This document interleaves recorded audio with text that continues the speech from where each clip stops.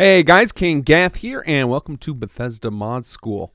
In this lesson, we're going to go over how to do basic fetch quests, and these are extremely basic. I'm basically going to show you the triggers and how it looks to set up a fetch quest and some of the things you might need to think about.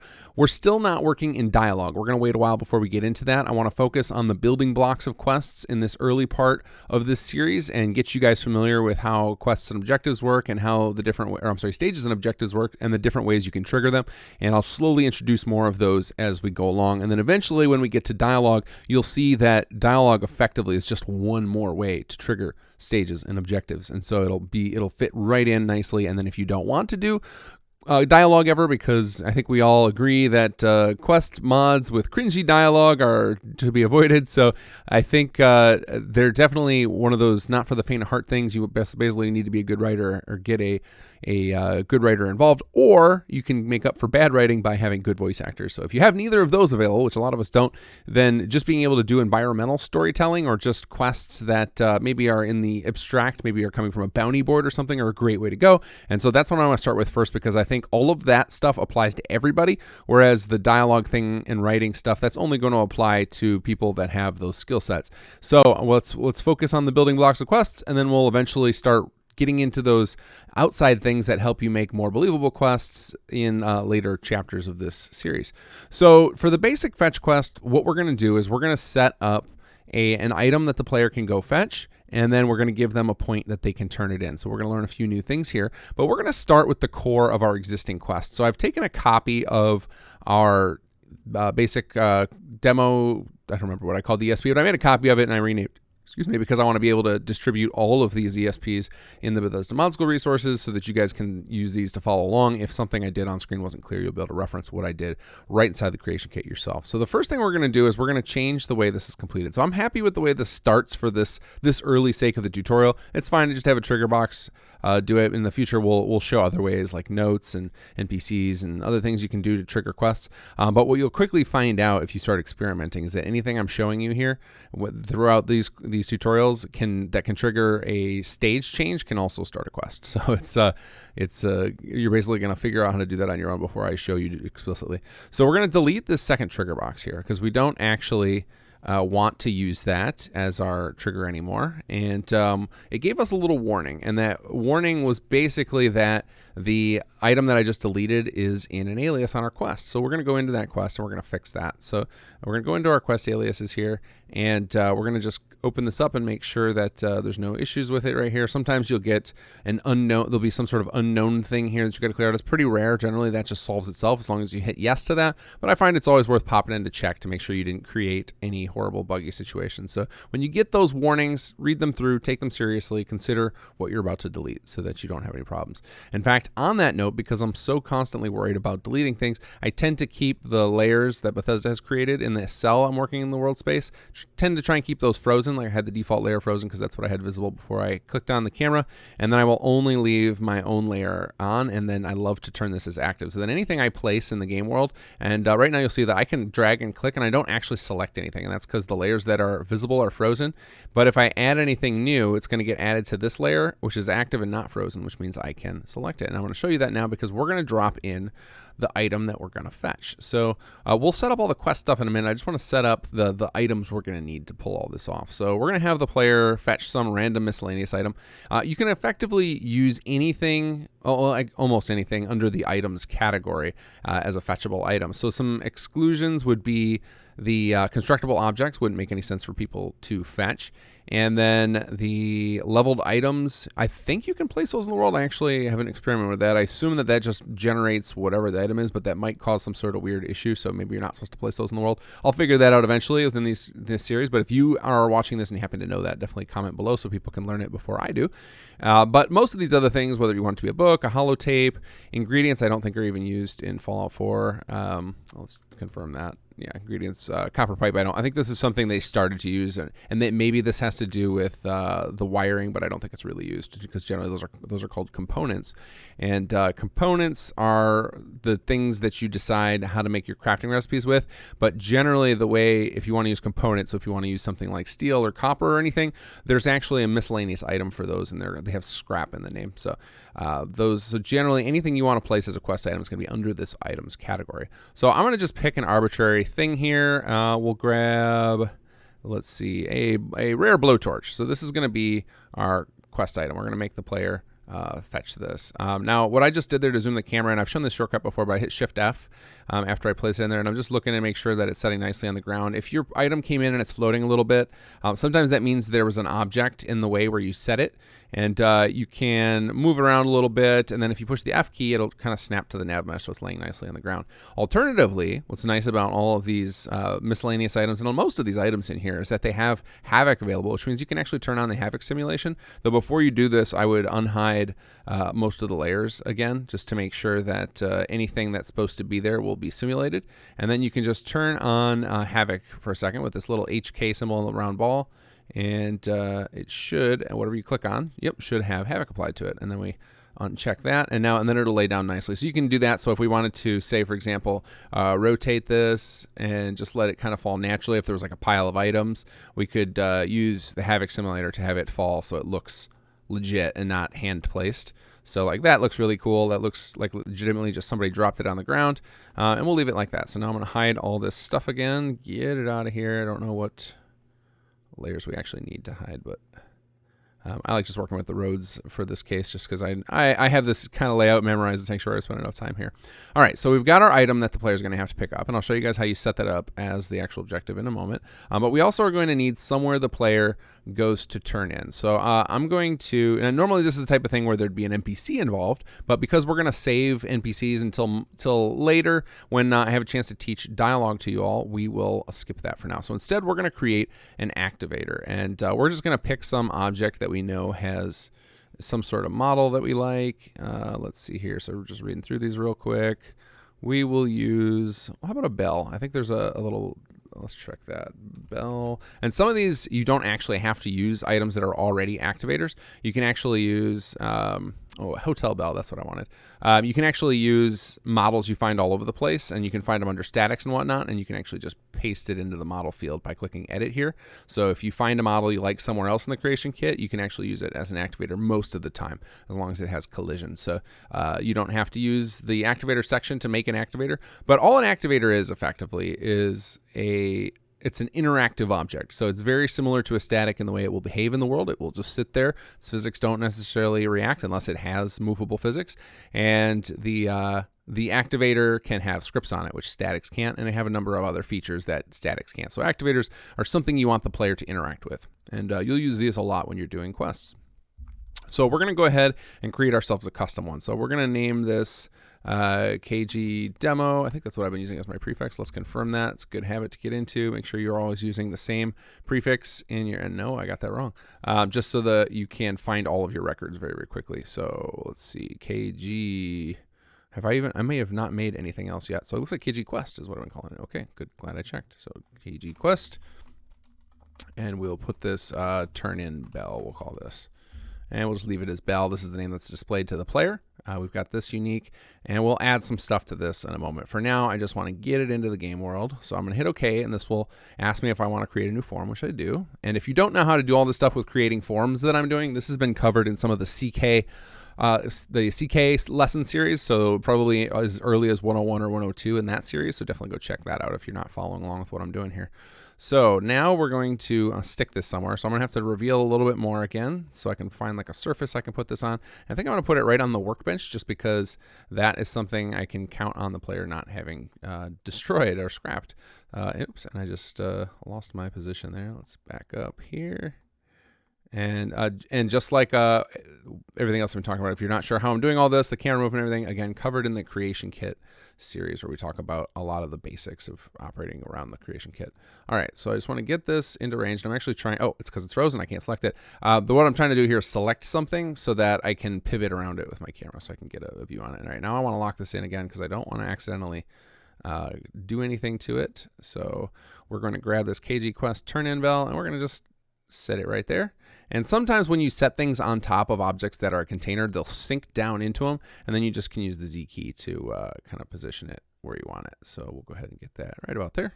There we go. And so now the player will be able to use our bell when we get that set up. So, okay, so now we've got our items in the world that we want to mess with. And I'm going to hide the workbench and everything else once again. So just our little things are visible.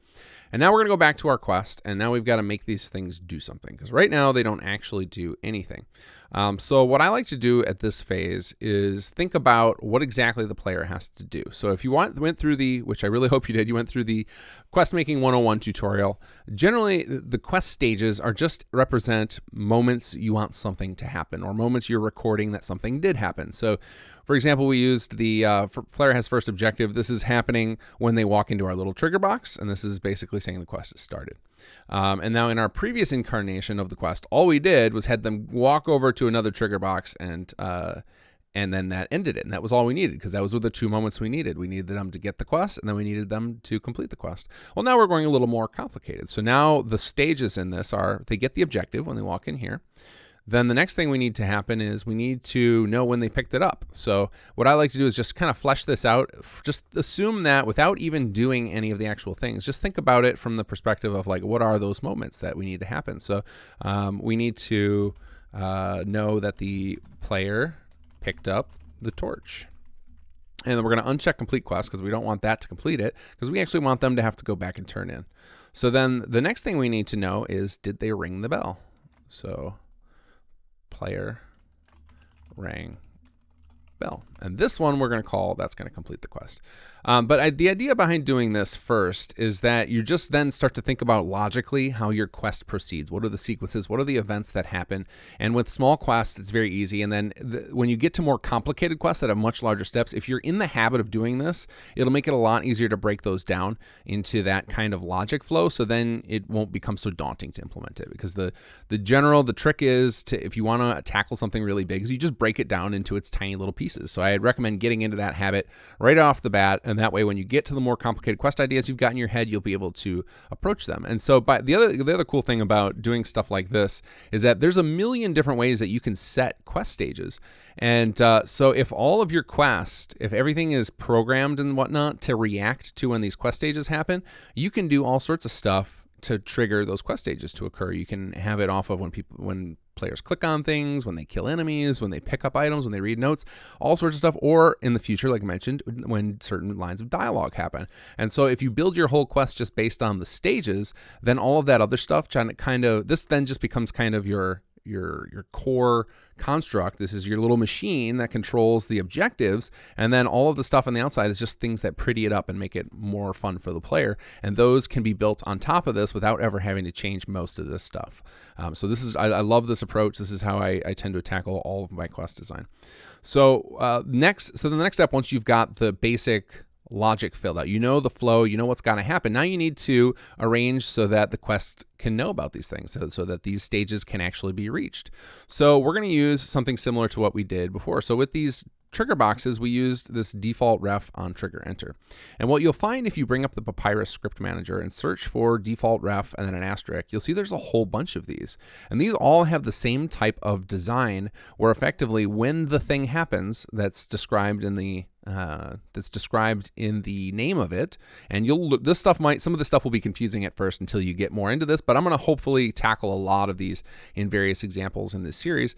And one of the ways you can figure out which type to use is you can start right-clicking on these and hit use info, and you can find examples, and not all of them are used, and you can see in the column here whether they have. So that one I happen to click has a 0 use, but like default ref on activate is used a ton.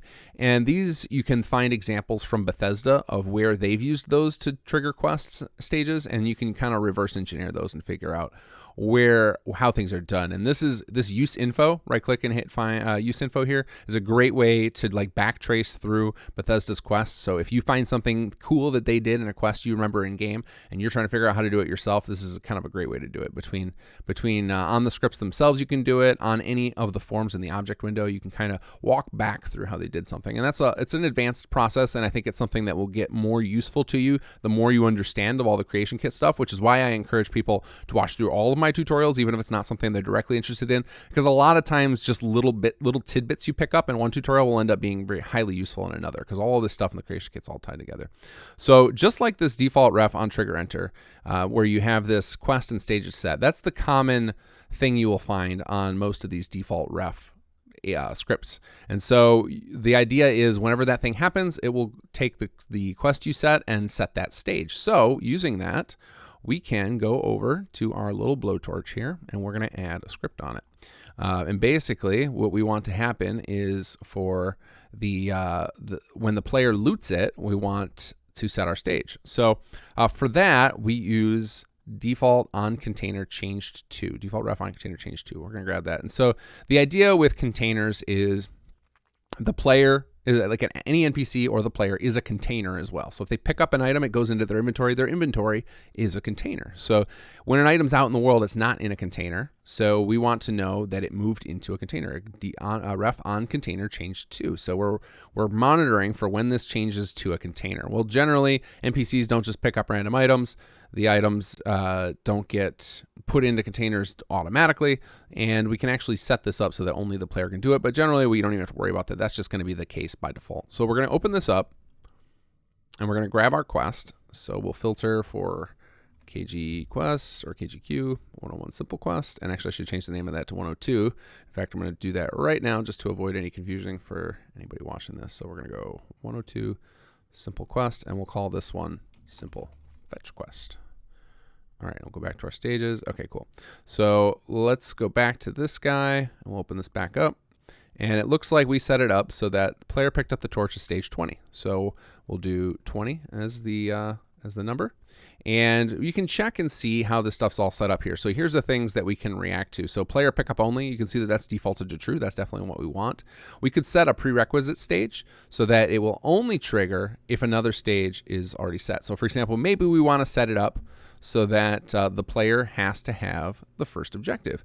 And that might be useful, but we're going to just leave that off, because that way, if the player picks up the torch before they have the quest, we can still actually have our quest start, and it'll tell them to go ring the bell. So we're not going to put a prereq stage in here. You can set up a turn off stage, which basically means if it reaches that stage in your quest, then it should no longer do these things. So if something else happened first, that's something more complicated. We might use that in the future. It can be an interesting way to prevent quests that you don't want to fire later. So like, for example, say you had an NPC that you had to turn into in this item and they died, then maybe you don't want picking up the torch to trigger anything in the quest, because that NPC's dead. You couldn't turn it into them anyway. That could be an example of where you might use a turn off stage.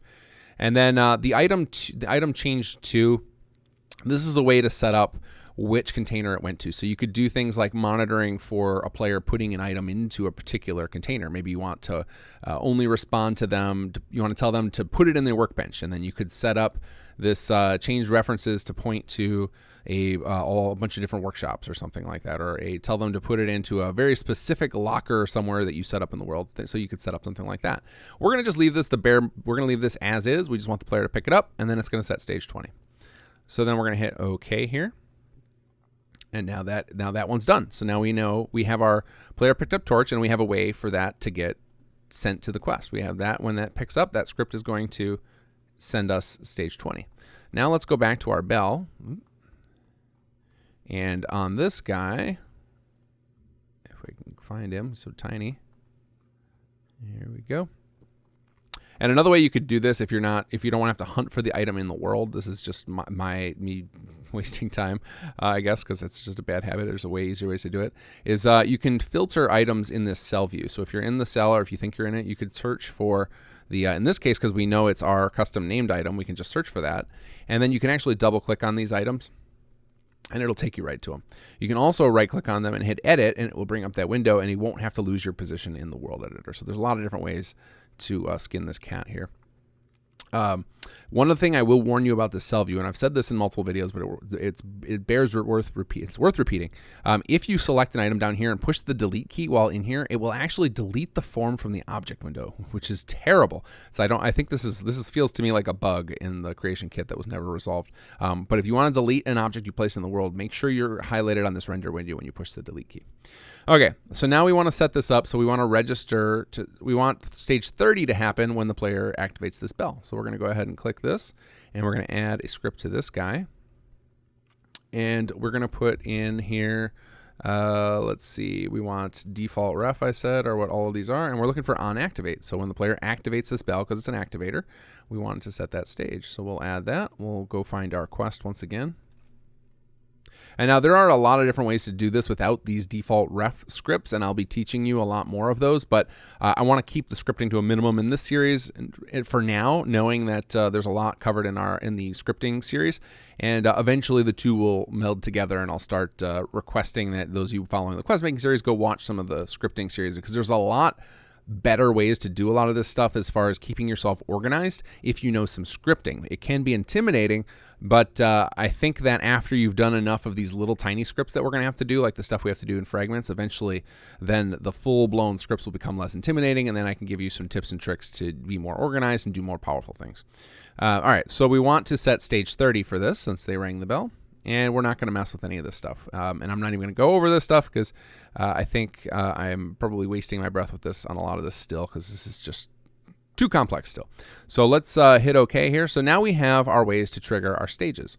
So now that's great. And right now, if we were to start this up, what would happen is if the player walked up and rang the bell, the quest would start and complete in one go.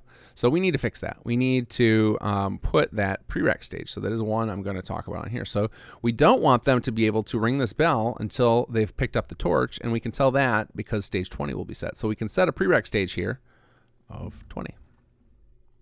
And then we'll hit OK. There we go. So now they can't just ring this bell and trigger the quest. I'm okay with them picking up the torch and having the quest start up and tell them to go ring the bell. Just we don't want them to be able to ring the bell without actually having the item. All right, so then the next thing we need are ways to tell the player what they're doing. Because right now, the player will get this objective. We still have this script in here, the set objective displayed, and it will pop up and tell them something. But right now, it's still telling them to run over to the other location. So we need to fix that. But first, anytime you're about to go into the objectives tab, make sure you press OK on your forms and save and close out the script manager and all that. Save your plugin, because the objective screen is a constant source of crashing for whatever reason. And it tends to not crash so long as you periodically hit OK and close out of your quest window. But if you're constantly juggling between several things and back to the objectives, you'll inevitably crash your game or your creation kit. I don't know why that is, but it is. So we're going to go back to quest objectives. And the first thing we're going to do is change the display text here. So we're going to say, find the rare blowtorch. And we'll leave this first objective here on, but now we need to set it up so that the first objective is that rare blowtorch. But before we do that, I'm going to go ahead and set up a second objective here. We're going to say 20 here, and we're going to say ring the bell.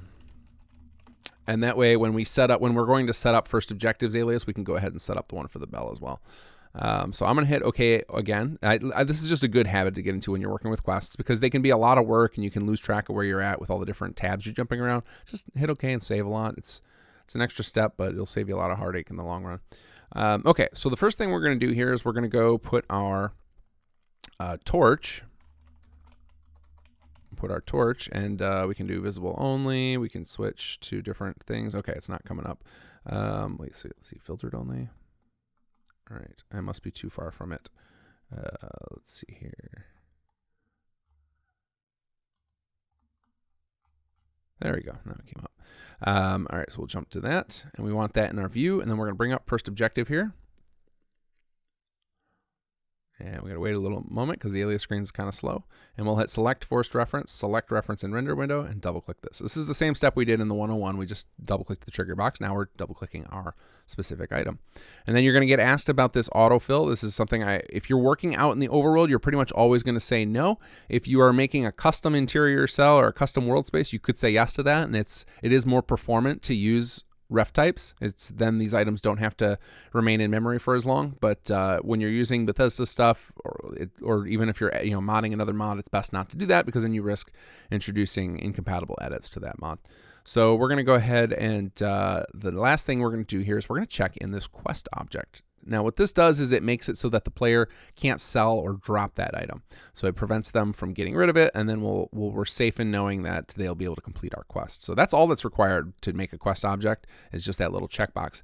It's odd to me that that wasn't just the something you could do on a form itself, so on the edit base. It's odd to me that there isn't just a quest object here to make something that it can't be removed, but so be it. That's what it is. One thing that I think that gets around this, and I would have to go in and confirm, is that I believe they can still use the junk jet to ship those items. So I think you'll see that Bethesda tends to make quest items, they'll put a anti-junk jet, and if we search for junk jet here, the not junk jet ammo, you'll see that they tend to put that on a lot of items that are quest objects. So it might be that the junk jet has a way around this.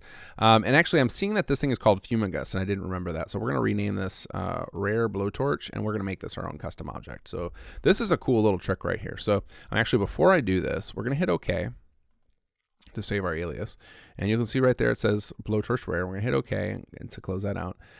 So now I'm editing the base of this item. So because I opened this up by hitting Edit Base, this is just a general little useful trick. We're gonna go ahead and change this to have kgquest underscore, and then we're gonna do Rare here, and then we're gonna add that little junk jet thing. Just it's a good habit, and then we're gonna hit OK and say yes.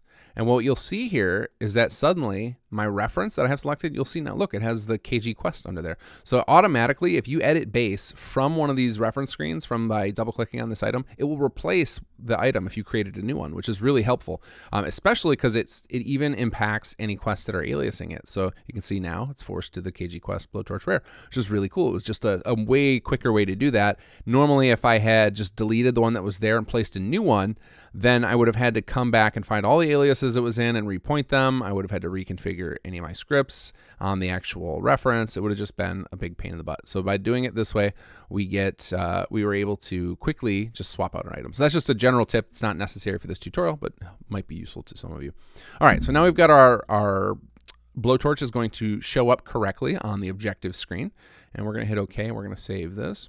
And now we want our bell to do the same. So let's jump back over. We're going to filter for bell again, and we'll double click on this so we can get close to it.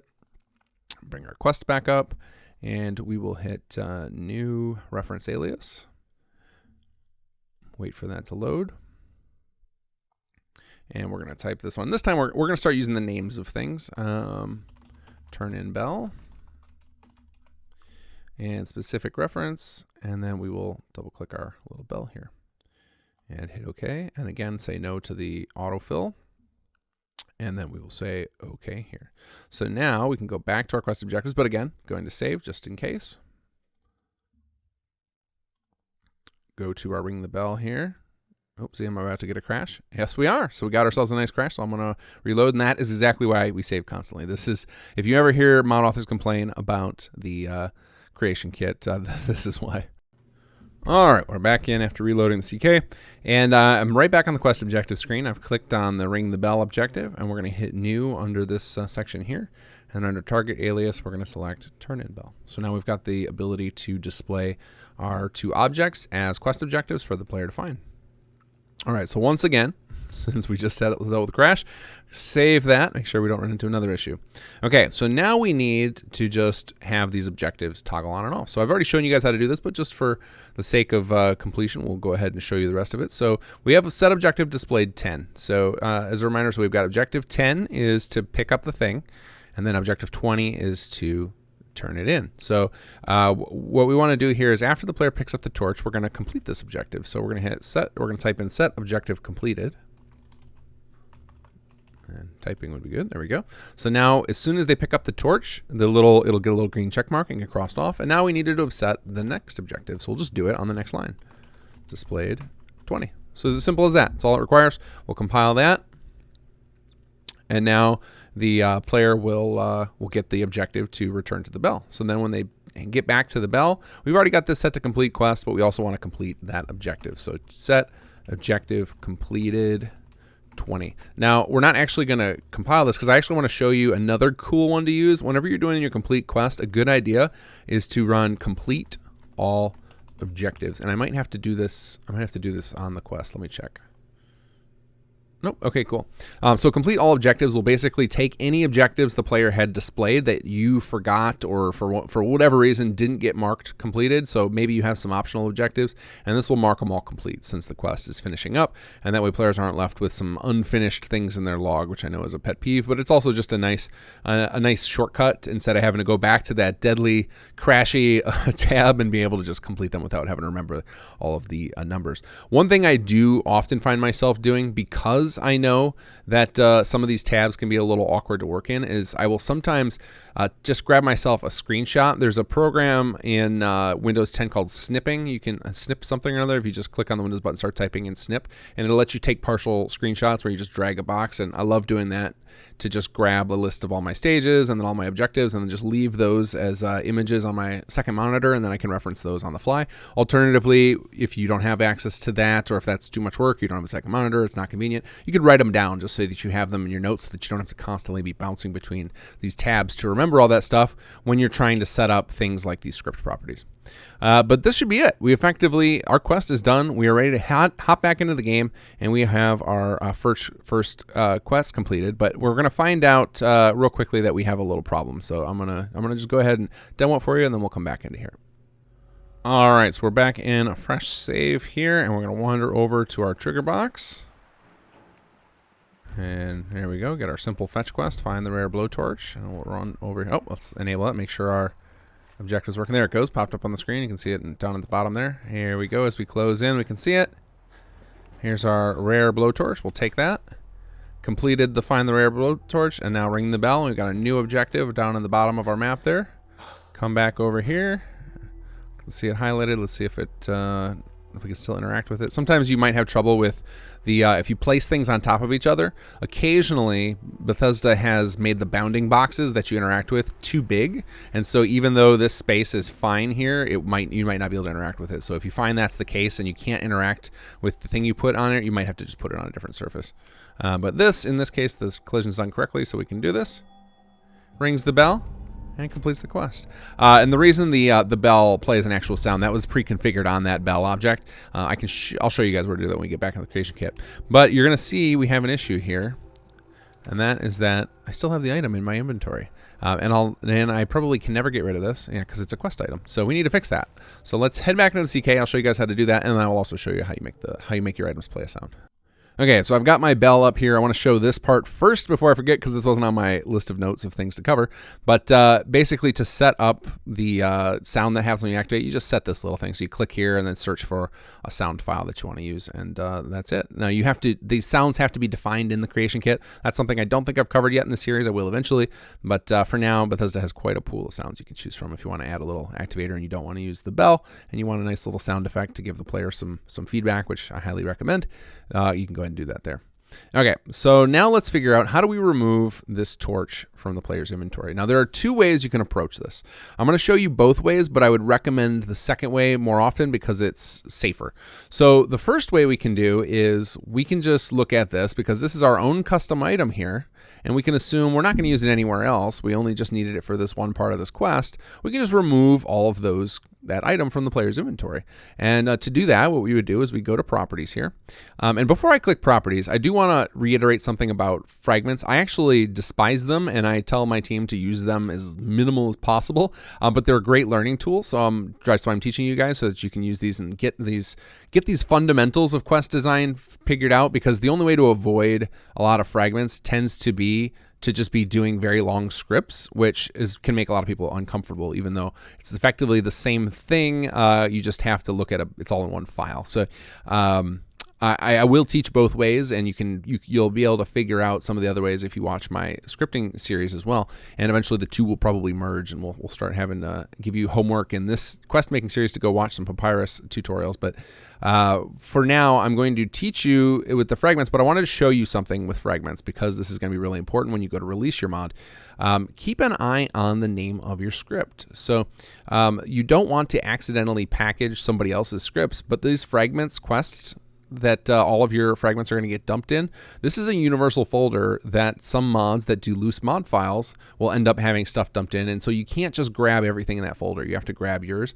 Unfortunately, by default, they get named after whatever the object is that they were built on. And so for quests, it tends to be the quest name. But if you, like me, changed the name of your quest at some point, so like before, if I had made the script and compiled before I renamed this guy to the 102, because it was 101 when we started, then this would actually still say 101. And so what I tend to tell my team to do is always, whenever they do a fragment, is come in here, hit rename script, and actually just put it in a new folder. So just come in here, and then you can just type in the name of a quest. So we can type in here KG questing, and now this will get moved into a little subfolder, and so now I can just grab all the things from that subfolder. So this is a really handy thing. And the other nice thing to notice is that when you're doing fragments on a certain type of, or on a certain thing, so like on a quest, you don't have to do, there's not a different script file for each of the stages. Instead, if I click on these, you'll see they all have the exact same file name, because the way fragments actually work is it's just to make scripts less intimidating. They basically take the one script file. There's actually a full-blown script file in the background, but they only show you a little bit at a time just to make it easier to digest for non-coders. So there's actually only one file, so you only have to do that one time for each of the quests here until we start getting into more complicated things. But for the sake of all these early tutorials where we're just putting little fragments on stages, you'll just have one file, but it's still a good idea to rename it. Either rename it so it's something very clear that you won't forget which one it is, or make a little subfolder by just adding rename script, just adding a colon and then your own little folder name after the quests there. Okay, so now let's get back to it. So since this is our unique item, we could just do it this way. We could just add a property of our item and then just say, tell the game to remove that from the player's inventory. So to do that, what we do is we click on properties here. We'll hit add property. And we need to choose in the type of item this is. Now, unfortunately, this is a weird type that has a different name in the script thing than it does in the game. This is one of the few that does this. Most of the rest are pretty straightforward. Generally, when you're looking for the type to select, you look at the type of the category here under items that you selected, that you found the item under. In miscellaneous items, though, which is where our blowtorch is, it happens to be called miscellaneous object in the type. So this is a weird mix-up. I don't know why it's like that, but it is. And then we're going to type in blowtorch. And now another cool thing to note here, and actually I should do this and get in the good habit of it, is you can, if you use the exact name of something over here in this object window, so if we copy paste this name, and to do what I just did there, you just select it, then click again on the name, and it'll highlight it so that you can rename, but we're just going to use the Control-C to copy it.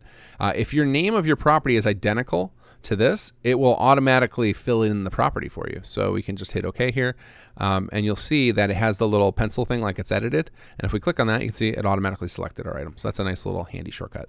And then if we hit OK here, so now we have, this script can reference this particular type of item. So now I'm going to teach you a little tiny way to do something in Papyrus. And don't be scared when I show you Papyrus if you're not a scripter. Most of this stuff is just single lines that do interesting things. And you'll just start collecting yourself like a little toolbox of these. And what I'm going to try and do as much as possible is either use no, if, or while, or anything fancy like that, no programming stuff, and just use single lines that do things. So that way you guys know exactly what's going on, even if you're not a scripter, and you'll be able to copy paste these things. But what we're going to do here is we're going to go game.getPlayer, and this is a special thing. You can call this anywhere, and you get access to the player, and you can do things to them. You can call different functions on them, etc. But we're going to use this, and we're going to call remove item. And now we're going to put in our the name. Now keep in mind, this is very important. When you're typing in stuff here, when you're using something like remove item, you can't just type the name of this thing unless it's a property. And then what you're actually typing in is the property name, not that. But because I used this same name here as the property name, it does look like all I'm doing is typing this in. This is one of the barriers to entry I think most people run into with Papyrus scripting, is if you look at Bethesda stuff, they always name it exactly after the form. So then it starts to look like, if you just looked at their scripts, you would think, oh, I can just name anything I want. Well, no, it has to be set up as a property, because in reality, this could have just been called blowtorch in my properties, and the property blowtorch points to this. So the property is kind of it's the variable for how the script knows about these things, because this scripting language is actually technically could be used outside. Well, in fact, it is. It's used in all of Bethesda's games. So it's used in Skyrim and Oblivion, etc. And so that language doesn't know about Fallout 4. It doesn't know about all these different items. So you have to tell it through this properties thing. So this is something, this for me, even when I've been programming for it feels like most of my life, and this threw me for a loop. It just took me forever to just get past this concept. So hopefully I'm saving a lot of you a headache here. And then we just hit remove item and this would technically work. This would get rid of the item from their inventory when they did it, because we know this is the only one we placed and it's the only one that the player could have. Well, the problem is that often you'll be using things that aren't rare, unique quest items. It could be that maybe you wanted them to go grab a hunting rifle. Well, we don't want to just remove any hunting rifle. We want specifically the one that is a quest item in our alias, because that's the one they can't get rid of. So there's another way to do this. I'm going to show you. But before I do that, I want to show you one more thing about remove item. When I'm trying to get rid of all of a particular item that I know to be absolutely unique, is you can use a little trick. If you put a comma and then -1, that tells it to remove all of that item that the player has. So in this case, that would be the way to go. Alternatively, that -1 can be the number you want to remove. So one common thing people use this for is to remove caps from the player to make them buy things. You could do remove item. There's a property for caps. It's a misc item called caps 001. And then you would put the number of caps you wanted to remove from them. So that's one way to do it. But -1 is a little trick. It lets you remove all of that item. So this is one way we could do it because we have our unique item. But this I would consider this a bad move most of the time. And so the better way to do it when you're dealing with quest items is to instead grab the item from the alias itself. And so to do that, our thing's going to look very similar. So I'm going to just comment this out. And if you want to comment out a line, you just put a little semicolon in front of it. And what that means is that this will stay here so that you can reference it in the future if you're curious, but it won't actually get used in the game. It won't get compiled. So I'm going to leave that there because we're gonna type the other one right below it. But first, we need another property to point to our alias. We want to point to our first objective alias, which, because the creation kit crashed earlier, I know you guys probably saw me rename this, and maybe not because I may have done a retake, but this we're going to rename just for the sake of clarity. We're going to name this blowtorch instead of using first objective, since now our objectives actually have some presence. So we'll name this blowtorch. And we're going to go back to our stages here. So we're going to add a property, and this time we're going to use the type reference alias. So here's another fun one where things don't quite match up. In this case, they actually do match up. It's just that the tab doesn't match up. So the tab says quest aliases, but if you recall, and I'll go back and just do it again, when you go to new, you do new reference alias, and that means it tends to be a single individual item. Ref collection means it's a group of items, and location means it's a specific location. Those are all different types of aliases. So we're going to add a reference alias here, reference alias. So go add property, and we'll search for reference alias, and we're going to call ours blowtorch alias. And here's another little trick. If you add the word alias, if you use the name of an actual alias on your quest and you add the word alias after, again, it will automatically fill. This is a nice little feature Bethesda has done for us. Oh, and it made a liar out of me. And maybe it's because I have it capitalized or something, or maybe it's because it could also be because I didn't hit OK and save the changes to the quest. I'm not sure, but this is something I've seen demonstrated by other tutorial makers, and I thought I was really impressed by that. I was like, oh, that's a cool little feature Bethesda put in. If I'm totally wrong about that, somebody correct me in the comments, but I'm 99% positive I watched people do this successfully. I think it's just because I didn't apply my changes and hit OK and save like I usually do. But either way, whatever you type in for the name, we're going to use that to run something in our script, and we just need to make sure it's pointing to that alias here. So you can actually grab aliases from other quests, which is why the quest is here, and that's sometimes useful, but by default it will fill out the current quest you're working on. So we'll hit OK there. Okay, so now what we're going to do, we're actually going to copy paste this same line because it's going to be very similar what we're going to do. But instead of this KG quest blowtorch rare, we're going to do our blowtorch alias. So that's that property. But an alias itself, I tried to describe this in the first tutorial, and I think my metaphor was terrible. I still haven't come up with a great one. The closest I think I've come up with is you could say that this is a cardboard box that holds something in it, or an invisible box, I guess, because it's not actually a tangible item at all. So I think that might be better than my convoluted example last time, but the alias is just an invisible box. We actually want is the thing inside the box. So to get the thing in the box, you do .getref. So a lot of this with the scripting that I'm showing in this, it's just single line stuff. You don't have to memorize it all. You could reuse a lot of this. You'll just replace little bits. So if you want to remove some other item and some other alias, you could change out this blowtorch alias to some other name. But I'm going to try and avoid as many logic things in this early parts of the tutorials with Papyrus and stick to just, these bits you can reuse. So now this will specifically grab the item that's in our alias, the one that's flagged as a quest object that the player can't drop, and it's going to get rid of it. And actually, we don't even need to use the -1 because there's only one. And by default, if you don't put in this second property here, if we don't do a comma and then anything, it will just remove one item. So that's all we have. So this will work perfect for here. So we're going to go ahead and compile this. We'll hit OK, and then let's hop back in game, and I will show you that we get the little message in the corner that says the item was removed. Oh, let's not forget to save. All right, once again in our clean save, we're going to wander over here, and we should get our objective again. There we go. And because I didn't have any other quests active, it makes that one active automatically. Run over, grab our torch.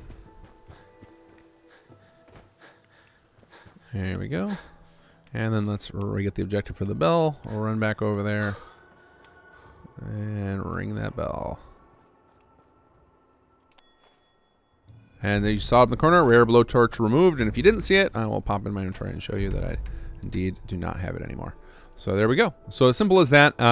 Those little that little script line is there. I will try and remember to get all of these demo files uploaded to the Bethesda Mod School resources so that you guys don't have to try and get it all from my screen or hear it from my words. You'll be able to just copy paste it right out of my own scripts there. And once again, I'll remind you guys that the crazy bad trees in the background are because my LOD from a mod is packed as loose files. Bad form. All right, guys, I will continue this quest thing along in the future. There's a lot more to cover, but in the interim, if you're waiting and you want to learn more ways to do things like trigger quest stages and objectives, I cannot recommend highly enough 74494's tutorials on YouTube. He's the one who taught me to get started, and I'm just kind of reteaching a lot of this stuff in my own way to try and streamline and, well, I shouldn't say streamline. I do the opposite of that, of expand on that knowledge and help you guys learn the foundation you need to build really cool quest mods in the long term.